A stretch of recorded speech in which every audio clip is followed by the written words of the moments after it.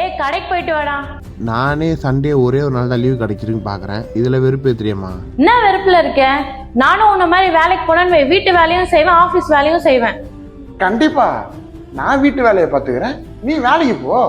ஏன் என்னால முடியாதா? நான் வேலைக்கு போவேன். தயவு செஞ்சு போமா. வாமா.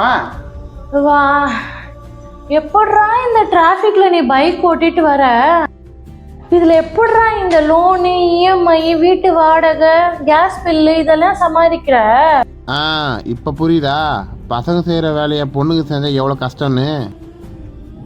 அதனால உங்க வேலை ஈஸின்னு சொல்ல வரல, நாங்க படுற கஷ்டத்தை நீங்க புரிஞ்சுக்குன்னு தான் சொல்றோம். சரி சரி, அப்படி மூஞ்சி வச்சுக்காத. நாளிலேருந்து நானே வேலைக்கு போகிறேன்.